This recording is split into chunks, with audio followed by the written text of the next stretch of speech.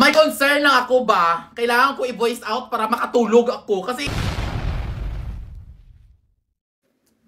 Hello guys! Welcome back sa YouTube channel nga magbibigay lang tayo ng video reaction dito sa trending at viral na picture nga ng First Lady na si Liza Marcos, kung saan nga marami ngayon ang nagko-komento at nagpo-post ng picture na to. Ayon sa kanila ay edited daw ang picture na to, pero ito ay pinost sa Facebook page nga ng First Lady. At isa na nga dito ang sikat na vlogger na itong si TG or Thailand Girl na meron sang followers na 2.3 million, kung saan sikat talaga siya. At dito ay hindi niya rin maiwasan na magbigay ng kanyang reaction dito nga sa picture. Kasi nga ayon nga sa dito kay TG ay hindi naman talaga siya political vlogger. Pero yun nga ay hindi siya makatulog dahil nga sa picture na kumakalat ngayon. Kaya narito guys, panoorin natin. May concern lang ako ba? Kailangan ko i-voice out para makatulog ako kasi kanina ko pa talaga to iniisip, hindi pa ako nakakain. Nagkakalat kasi ang picture na ito na fake daw ito at saka edited. Hindi ako political vlogger. Ayoko din mga alam. At mas lalong hindi ko masabi kung fake ito or hindi. Dahil hindi ako marunong talaga magtingin kung fake ba or hindi ang picture. Kaya hindi man ako magaling mag-edit. Pero hindi ako makatulog kakaisip. Ba di ba yung picture, lahat sila pare-pareho upuan na mataas ang sandigan sa likod. Di ba? May sandigan ang mga upuan na sa likod. Hindi ako makatulog kay Ma'am Lisa lagi. Kahit anong angle ng camera, makita talaga ang sandigan sa likod ni Ma'am Lisa, di ba? Ni Ma'am First Lady. Wala lagi sa sandigan ay. Ano yung pungkuan? Lagi pungkuan niya man? Wala siya, no? Di ba mataas ang sandigan sa likod? So lahat talaga, kahit anong angle ng camera, makita mo talaga na may sandigan sa likod. Tapos si Ma'am Alice Eduardo, idol ko yan siya. Inspiration ko na siya. Pero Ma'am, maubos mo ng isa ka cake, ma'am. Di ka ba diabetes, ma'am? No? Gaya po si Ma'am First Lady ay. So, yun lang. Para makatulog ko nang wala lang, Wala lang. Bye. So yun na guys, di ba pati yung sikat na vlogger nga sa Facebook nga ay hindi nga mapigilan na makabigay ng video reaction dito nga sa picture. Pero ito ay may caption din na regular meeting lang daw sa cultural nila doon sa Malacanang, at saka nilagay pa yung date doon nung March 21, 2023. Yung pinagtataka lang kasi nila, kasi nga bakit daw itong si Liza Marcos o yung First Lady natin ay walang sandigan yung upuan niya. Yung mga kasamahan niya ay malalaki at matataas yung sandigan ng kanilang upuan. Pero bakit yung First Lady daw ay wala?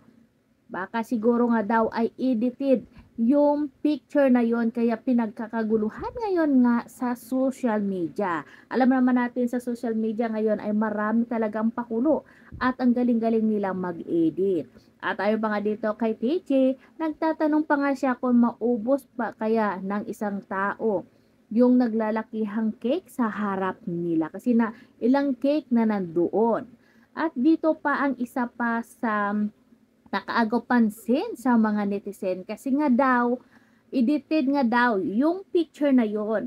Lalong-lalo na yung tainga nga ng First Lady ay parang nabiyak. At yung kamay niya daw ay parang lumiit.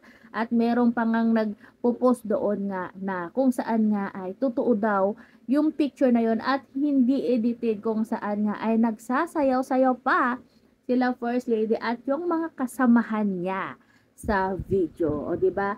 Pero hindi naman natin masasabi na edited yung picture na yon dahil nga ay pinost talaga doon sa Facebook page ng First Lady Liza Marcos. At meron pa dong isang babae na tamang-tama nga yung damit niya doon sa isang group picture din na yun din ang kanyang suot, kaya sinasabi nila na yun ay edited daw. At sabi nga nila, di ba, napakagaling ng pag-edit ng picture na yun dahil nga sa kuhang-kuha nila. Yun lang talaga ang pinagtataka nila dahil nga itong si First Lady nga ay walang sandigan yung kanyang upuan kasi nga naglabasa na yung mga picture nga nitong si First Lady dahil nga rin sa trending at viral na mga lumalabas sa social media na na-hold daw ito sa Amerika or sa Los Angeles. Kung kaya't nagbigay rin or nag-post sila ng mga picture,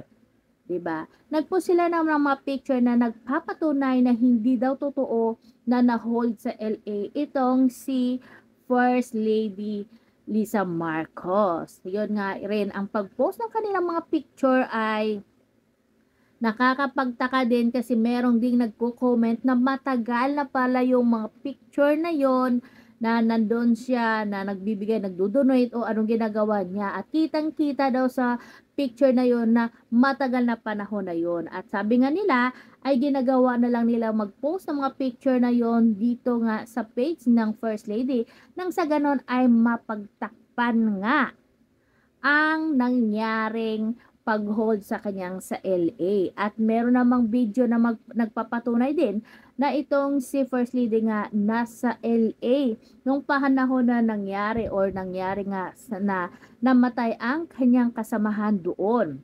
Na sinasabi din nila na person of interest din itong si First Lady dahil kasamahan niya daw yon, na overdose daw yon sa pagsisinghot. Kaya wala nang ngayong maniniwala kung ano pa yung kanilang pinopost. Kaya maraming nagsasabi na mga edited lamang daw yung pero merong katotohanan din. At merong mga nagkokomento na yung mga pinopost nga sa Facebook page ng First Lady ay mga lumang picture daw. At maraming netizen ang nagko-komento doon at nagpapatunay.